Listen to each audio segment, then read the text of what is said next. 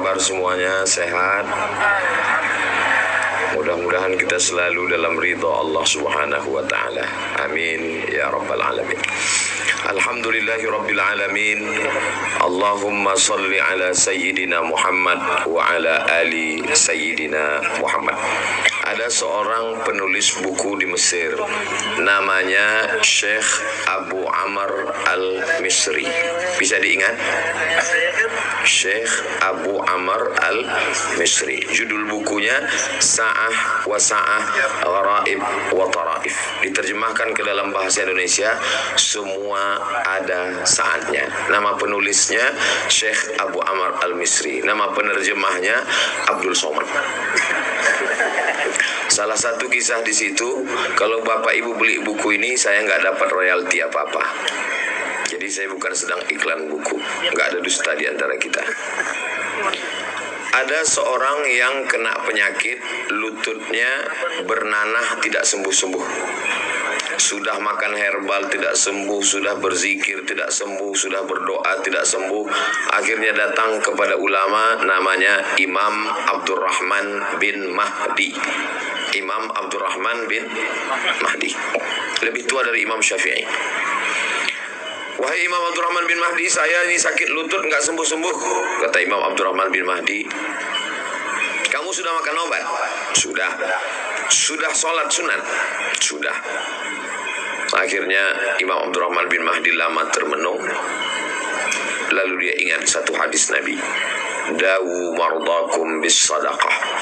Obatilah orang yang sakit di antara kamu dengan sodakoh, bukan solawat. Solawat bagus, solat bagus, tapi hadis ini tentang sodakoh.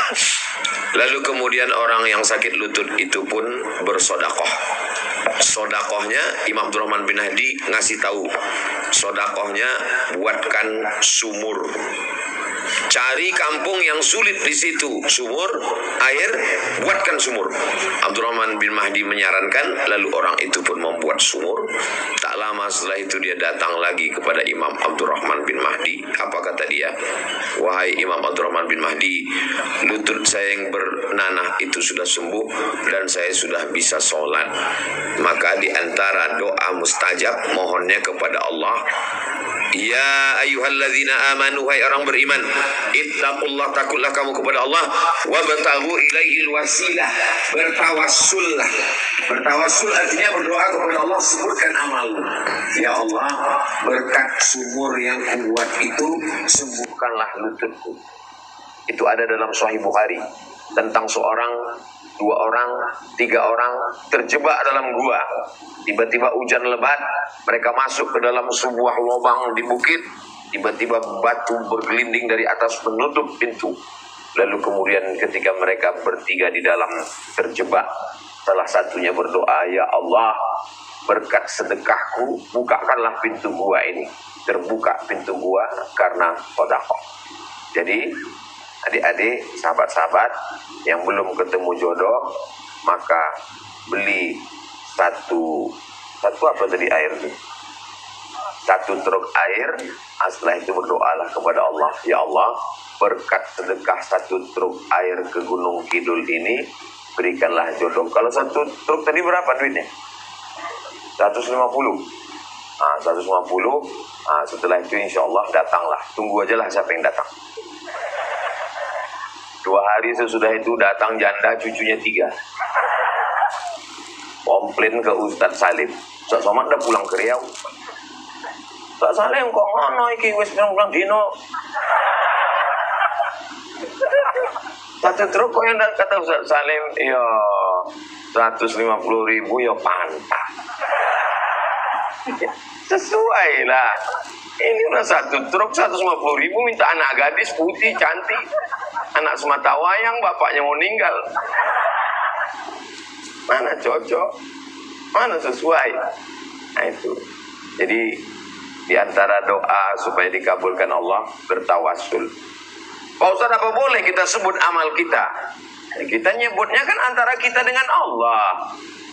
Bukan kita sebut di masjid besar-besar, hadirin hadirat, berkat satu truk. Udah satu truk depan orang banyak pula. Yang 5 truk aja diam-diam.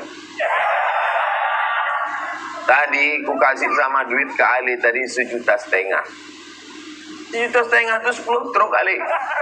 Kenapa kau bilang 1,5 truk? Ali ini makin malam makin parah aku tengok. Jadi maka diantara sebab dikabulkan Allah doa itu adalah salah satunya dengan sodakoh, bukan soman. Dan saya selalu mengadu ke almarhumah mak saya. Mak, kenapa nasibku begini? Kata dia, nasib kau memang lain.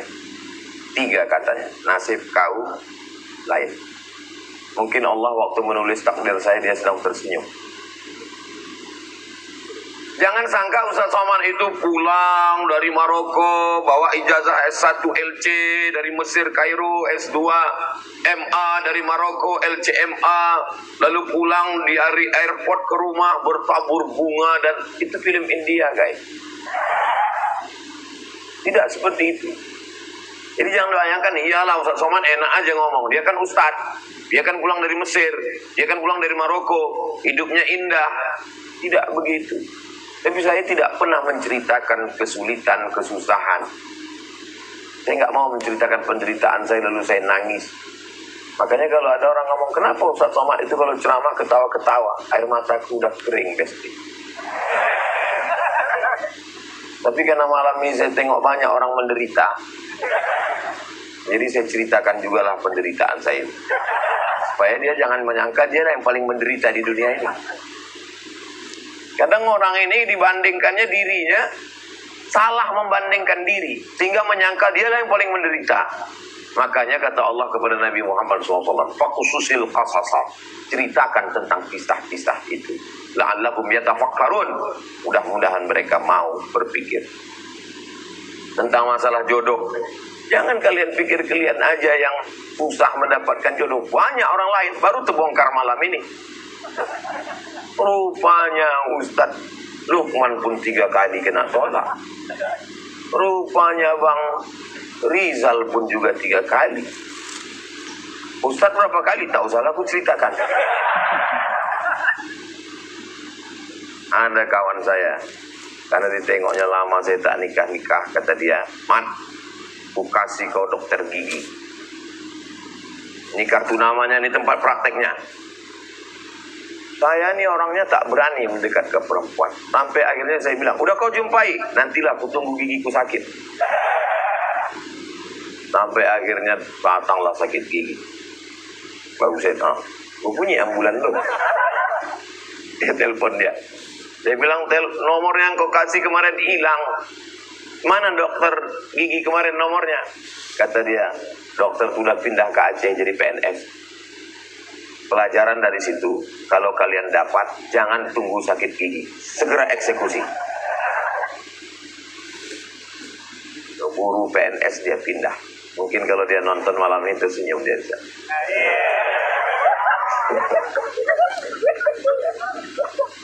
Untung istri saya udah pulang. Kalau ada teman, kawan, sahabat, senior, kakak kelas yang belum menikah, jangan ejek dia, jangan tanya dia, "Kenapa belum nikah? Ini kan udah mau dekat Ramadan. Nanti orang dibangunkan istri, kau dibangunin pakai mercon." Jaga perasaan orang. Orang yang tidak punya motor, jangan cerita motor. Orang tak ada mobil, jangan cerita mobil. Orang tak ada anak, jangan cerita anak. Orang tak ada bini, jangan cerita bini. Saya jaga betul.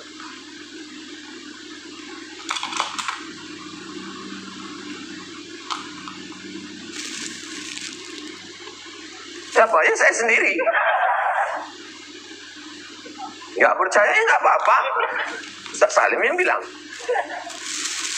Jadi ada kakak kelas saya, umurnya sudah lewat 40. Waktu itu saya belum. Jadi saya tanya, pertanyaan pertama yang saya tanya ke dia, "Bang, abang suka nggak sama perempuan?" Itu pertanyaan paling mendasar. Kata dia, "Suka." berarti dia sudah lulus fit and proper test. Kalau andai dia bilang, aku tak ada selera, kita tinggal panggil Ustaz Faizal. Kata dia, aku suka sama perempuan. Ada perempuannya? Ada. Di mana dia sekarang? Di kampus. Dosen apa mahasiswi? Mahasiswi. Semester berapa? Semester 6. Rumahnya di mana? Di sana. Besok pagi siap-siap kita datangi dia ke sana. Oh, aku takut begini begono. Saya yang ngomong. Jadi kalau kalian mau menyelamatkan teman, jangan banyak pikir, langsung eksekusi, langsung datang. Saya dulu mau begitu, kalau sekarang enggak. Karena kalau saya yang datang, saya yang diterima. Pede sekali Ustaz. Saya pun datang ke rumah itu, saya tanya, Ibu, betul Ibu punya anak gadis semester 6 sekarang di Universitas Anu? Betul. Ini teman saya, kakak kelas saya, orang baik, orang soleh. Kalau sekarang hubungannya hanya sebatas antara dosen dengan mahasiswi, saya mau ke depan lebih baik, lebih dekat, lebih akrab. Kalau Ibu setuju, maka kami akan pinang, keluarga akan datang. Tapi kalau Ibu tidak setuju, 1000 lagi akan menang. Begitu. Jadi jangan kalian langsung turunkan harga. Jangan nanti datang, Bu, anak Ibu satu-satunya. Langsunglah dia naik lubang hidungnya ke atas. Jadi nanti kalian pede duluan. Saya, Bu, Pak, nggak mau pacaran. Saya ini muridnya Ustaz Salim. Saya ini muridnya Ustaz Lukman. Masalah nggak diakui murid saya nggak apa-apa. Saya mau hubungan saya baik. Saya ingin menjadi imam bagi anak Ibu. Kalau Ibu nggak bersedia, makmum saya ada 3 masjid lagi. Itu masalah jodoh ini kecil bagi Allah, Bu. Apa kata Ibu itu? Baliklah kau, kata dia. Banyak kali cerita kau, kata dia. Jadi tolong bantu teman-teman kita yang perlu bantuan. Kalian walaupun udah ngaji, udah hijrah, jangan petantang-petenteng. Mentang-mentang udah ngaji, bismillahirrahmanirrahim, la haula wala quwata illa billah. Assalamualaikum. Waalaikumsalam. Siapa yang datang? Calon menantumu. Pede kali anaknya. Kata bapak tuh, kau pikir kau aja yang ngaji? Aku murid Ustaz Lukman juga, gitu. Aku pun mikul beras juga, kata dia. Nah, jadi bawa juru bicara, bawa Ustaz Lukman, bawa Bang Rizal Armada, bawa semuanya. Jadi biarkan mereka yang bicara. Saya, walaupun saya Ustaz, tapi ketika ke Jombang, itu enggak saya yang ngomong, saya diam aja. Kata Kiai Hasan pun ceramah hebat, ngomong. Enggak, Kiai aja saya bilang. Saya kalau di mimbar insya Allah singa mimbar. Tapi kalau pas mau Minang, kucing Anggora. Jangan pikir saya Minang. Kiai Hasan, nanti kalau kalian ke Gontor, tanya Kiai Hasan, gimana Ustaz kami Ustaz Somad itu Kiai? Kata Kiai, saya yang ngomong. Itu, ini saya buka, ini belum pernah saya ceramahkan di mana-mana. Ini hanya untuk kalian ini. Untuk kalian yang udah kehilangan kepercayaan diri, udah ditolak berkali-kali itu, inilah maka aku bukakan malam ini. Ya Allah, selamatkanlah orang ini ya Allah. Kalau udah nggak selamat juga malam ini, nggak tahulah, kiamat udah dekat. Nah, sampai saya pada titik, sampai pada puncaknya ketika kakak sepupu saya dekat dengan saya nanya, kau kapan bebini? Orang Medan gitu, kapan kau bebini? Gitu. Lalu saya jawab, Kak, aku mau menikah sama orang taman pesantren, hafal Quran, cantik, nggak punya Facebook, nggak punya Instagram, nggak punya medsos. Apa kata dia? Sampai mati kau tak bebini. Omongan saya itu bahasa kasarnya, ya kalau dikatakan putus asa nggak boleh, karena syarat putus asa itu satu, kafir. La ya'asu min rahmatillah ilal qaumul kafirun.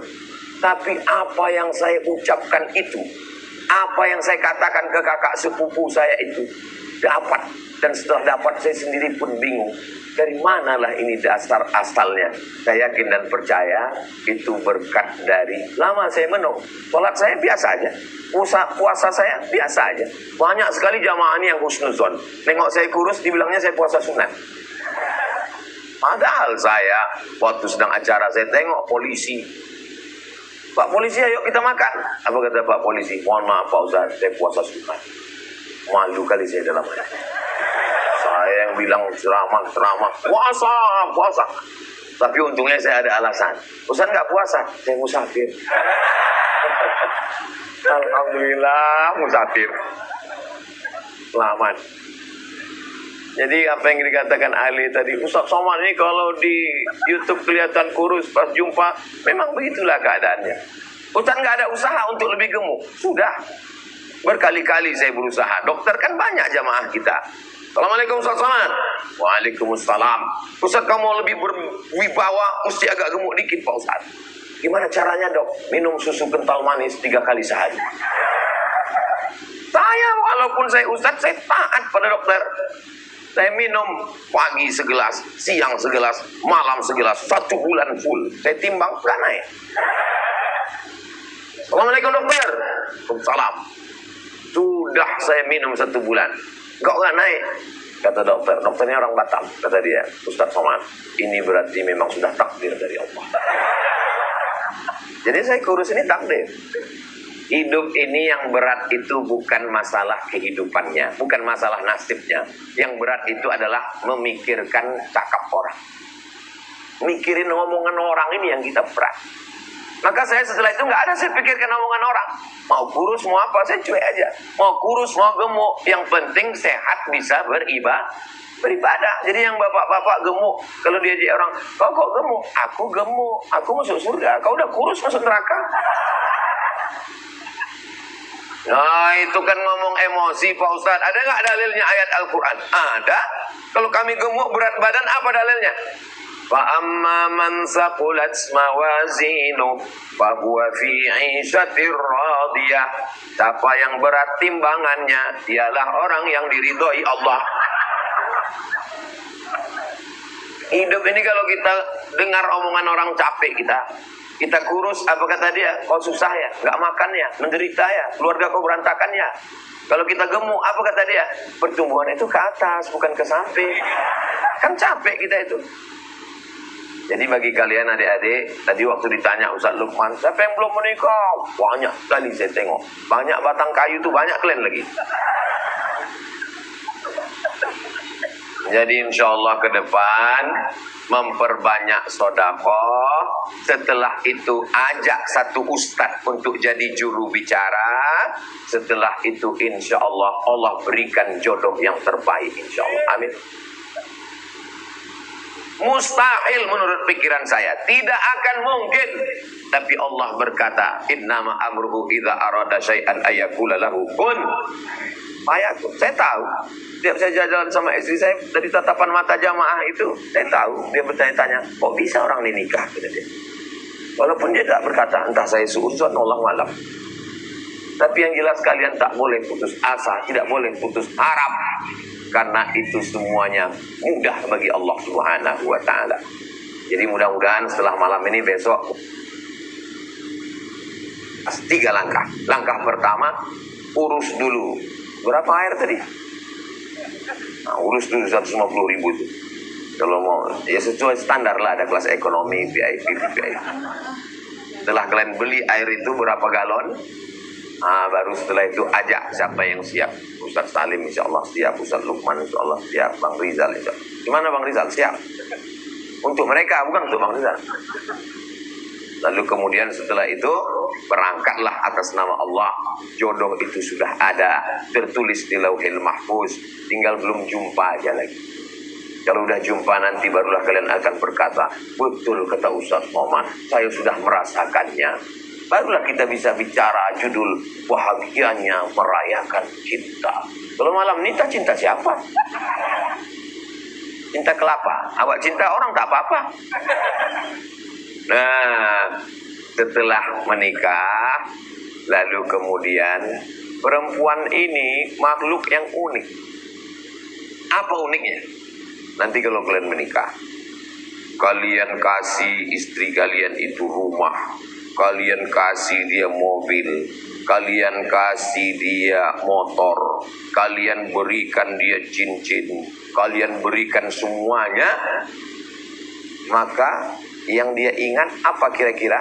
Yang diingatnya adalah kalian lupa mengucapkan I love you. Ini aku kasih tahu sama kalian, supaya jangan sampai kalian nanti ketika udah menikah kaget, lalu kalian putus asa menikah dengan perempuan, akhirnya berubah selera kalian ke laki-laki. Na'udzubillah. Jadi artinya banyak hal yang bagi laki-laki itu sepele, remeh-temeh, perintal-perintil, bukan sesuatu yang penting, tapi bagi perempuan itu adalah sesuatu yang penting. Kira-kira yang saya omongin ini betul nggak ibu-ibu? Lihat mereka ngaku sih. Mungkin say hello pagi waktu mau berangkat, mungkin ucapan hai, mungkin saya ini memang di depan jamaah ini tegas Ustaz, tapi kalau saya di rumah ini romantis saya ini. Kalau kalian mau melengok saya romantis, nantilah saya kasih rekaman CCTV di rumah. Nah itu, jadi kalian jangan sungkan, jangan malu mengungkapkan sesuatu, kata-kata yang baik. Laki-laki susah mengungkapkan komunikasi yang langsung.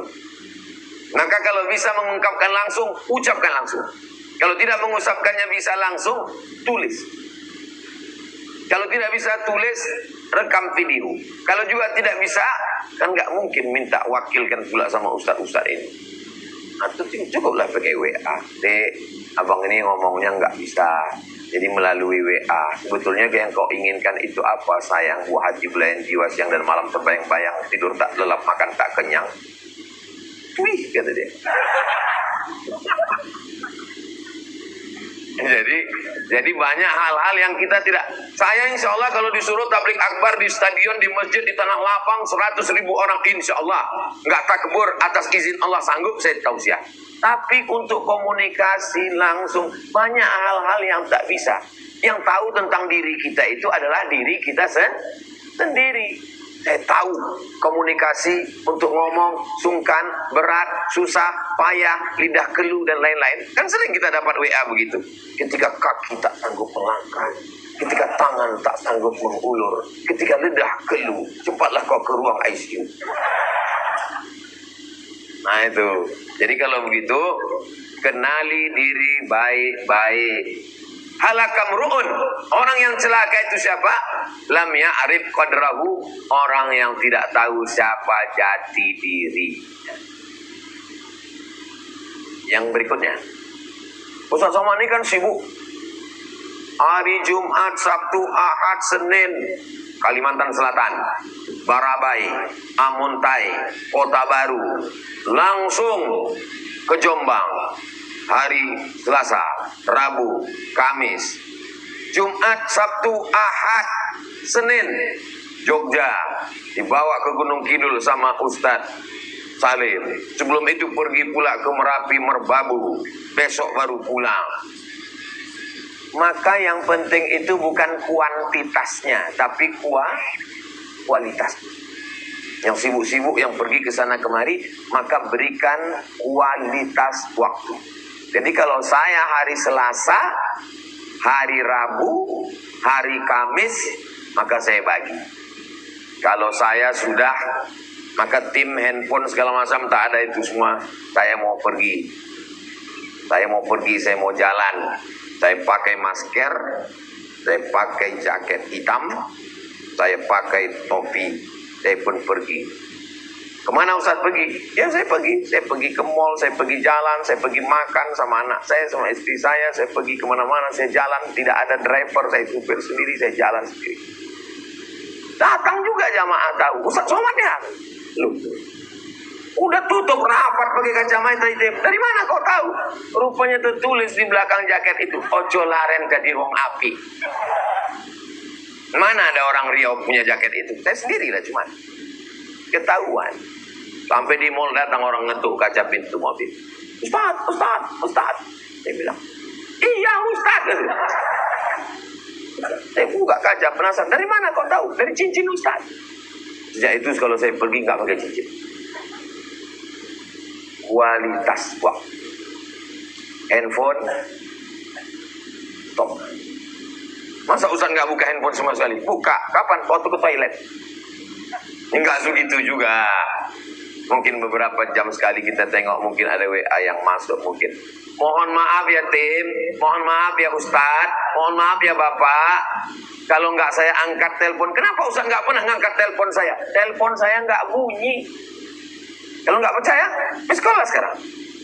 Nggak pernah bunyi telepon saya. Kenapa? Karena kalau dia berbunyi, nggak berhenti. Begitu. WA masuk, ada masuk. Makanya sering juga di grup-grup itu dikirim mereka gambar wajah seram, wajah apa, gambar kena tembak. Apa ini? Inilah orang yang selalu hanya buka WA tapi nggak pernah balas. Jadi kualitas waktu itu kita berikan. Selebihnya kita kembalikan kepada Allah Subhanahu wa ta'ala. Saya tak sempurna. Saya penuh dengan segala kekurangan. Masih banyak ustaz-ustaz kita yang lebih baik, yang lebih mulia, yang lebih terhormat. Saya hanya sekedar berbagi. Orang yang pernah kehilangan, insya Allah dia lebih menjaga. Orang yang pernah hatinya terluka, hancur, berkeping, insya Allah dia akan menjaga lebih baik di masa akan datang. Maka begitu juga dengan adik-adik, kawan-kawan yang pernah gagal di masa lalu. Insya Allah semuanya akan baik dengan niat yang baik, dengan azam tekad kuat yang baik, dengan usaha yang baik. Mudah-mudahan semuanya diberikan kebaikan-kebaikan, insya Allah. Amin. Iyalah Ustaz Somad begitu. Ustaz kan langsung datang jadi dosen, jadi penceramah, diundang ke sana kemari. Oh tidak begitu. Saya pulang dari Mesir, lanjut ke Maroko, pulang bawa 2 ijazah, pergi saya ke Brunei Darussalam. 40 hari saya di sana, membuat surat lamaran, lamaran ke universitas, lamaran ke sekolah tinggi, lamaran ke akademi, lamaran ke college, lamaran ke fatwa, lamaran ke Kementerian Agama, lamaran ke pondok tahfiz, lamaran ke sekolah agama. 17 surat lamaran. Filenya masih ada di laptop saya sekarang. Satu pun nggak ada yang balas. Tambah visa 15 hari, pergi ke Kucing, cok 15 hari, balik lagi. Tambah lagi visa 15 hari, balik lagi. 2 kali tambah visa, 15, 40 hari tak ada jawaban, pulang. Hari berganti, musim berubah, saya tausiah keliling sini, direkam, ceramah, diusir, viral. Akhirnya 10 tahun setelah itu, saya datang. Saya tidak pernah minta, saya tidak pernah mencari, saya tidak pernah apapun, tak ada usaha saya. Karena saya sudah melakukan, sudah cukup udah. Sampai akhirnya ada ibu-ibu yang suka moge. Keliling dia Jakarta sampai ke Bali, sampai ke Bandung. Pas di Bandung dia tanya grup moge Harley Davidson. Kenal dengan Ustaz Somad? Kenal kata mereka. Tahu nomornya? Ini nomornya. Dia kontak, dia undang saya ke sana. Pas di Masjid Sultan, saya tausiah, saya dikasih tahu. Ini nama-nama nanti yang Ustaz sebut, yang terhormat, yang berhormat, yang mulia, yang mulia. Menteri Olahraga, Menteri Pertahanan Jenderal, Menteri Perumahan, Menteri Pendidikan, 5 menteri di bawah. Lama saya tersenyum.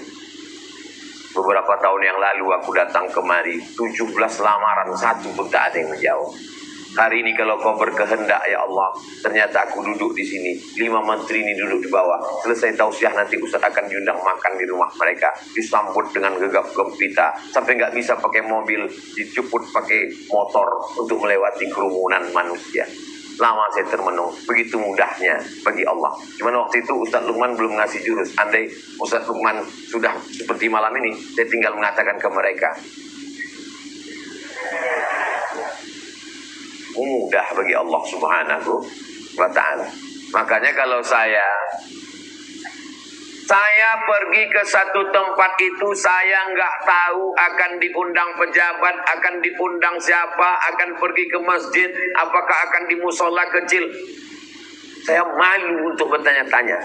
Saya langkahkan kaki, bismillahi tawakkaltu 'alallah la haula wala quwata illa billah. Apa cita-cita Ustaz dulu? Saya mesti S1 Al-Azhar, Habis itu saya akan lanjut S2. Habis itu saya lanjut S3. Kalau saya S3 saya mau jadi dosen di Malaysia atau di Brunei Darussalam karena gajinya, duitnya banyak.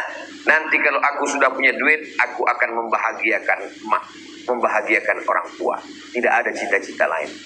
Semua yang saya citakan 30-20 tahun yang lalu terwujud sekarang. Tapi saat itu saya tidak lagi menganggap itu sebagai sesuatu yang besar.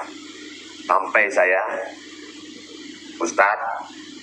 Ustadz tinggal di sini, Ustadz nikah dengan orang sini, Ustadz kami kasih ngajar di kampus universitas, Ustadz dikasih rumah, Ustadz dikasih mobil, tinggal di sini. Orang baik jangan kita tolak. Saya bilang, saya akan datang ke sini setahun 2 kali, setiap 6 bulan saya akan datang. Saya akan beri kuliah umum di kampus. Tapi kalau untuk masuk tiap hari tidak. Kenapa saya tidak mau? Saya akan masuk ke Bagan Beniu, ke suku Talang, ke suku Akit, ke pedalaman, ke Batu Tilam untuk mengurus jamaah dan lain sebagainya. Allah cuma ingin mengatakan, yang kau minta dulu Abdul Somad,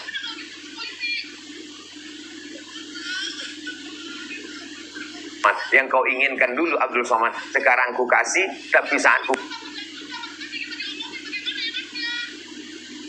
kasih ke kau, kau pun tak lagi merasa itu nikmat, itu tidak sesuatu yang besar, karena yang lebih besar adalah manfaat untuk umat, manfaat untuk orang banyak. Saya merasa nikmat jalan dengan Ustaz Salim Abdillah, dibawanya saya ke Merapi Merbabu, ditunjukkannya saya tentang ini 7 km jauhnya pipa air. Saya senang dibawa oleh Ustadz Luqmanul Hakim ke Teluk Pakedai, dibawanya saya ke pedalaman, dibawanya saya berdakwah sampai ke Karimata, menempuh lautan, dihempas ombak, dipukul gelombang. Ada kenikmatan yang luar biasa.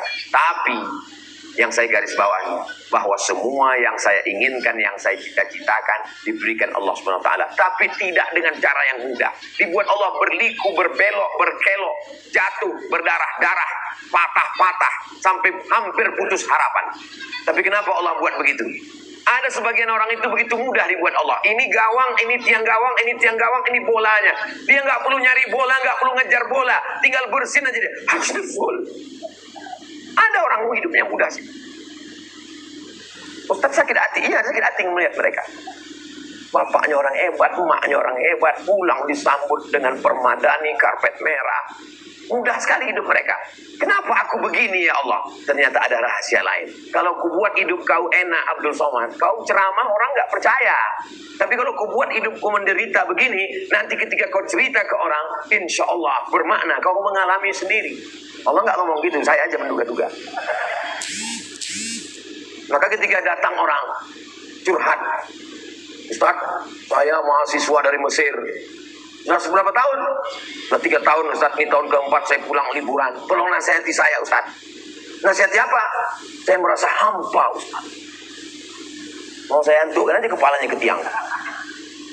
Saya tanya, kau selama 3 tahun ini ada dikirim emak ayahmu duit di Mesir setiap bulan Pak Ustaz? Kau pulang ini pakai tiket dari siapa? Dikirim emak saya.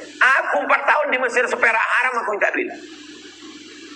Kau kalau mau tidak hampa, kasih tahu sama emak ayah, tak usah kirim duit. Insya Allah mati kau langsung. Saya 4 tahun tak ada minta duit. S2 2 tahun di Maroko tidak ada minta duit. Ini sikit-sikit minta orang tua. Asal awal bulan, ma. Password 3 huruf, ma, pak. Mau nikah, ma. Anak lahir, ma. Ini mereka nih penjuang-penjuang yang luar biasa. Nanti kalau videomu, musikmu, karyamu ini viral, laku, kamu apa? Memberangkatkan orang tua umroh. Nih mereka tercapai cita-citanya. Bahagiakan orang tuamu. Insya Allah, Allah akan berikan jodoh yang baik-baik, yang soleh-solehah. Insya Allah. Ini Ustadz marah atau apa? Enggak, memang udah begini gayanya dari dulu. Saya dikasih waktu 30 menit.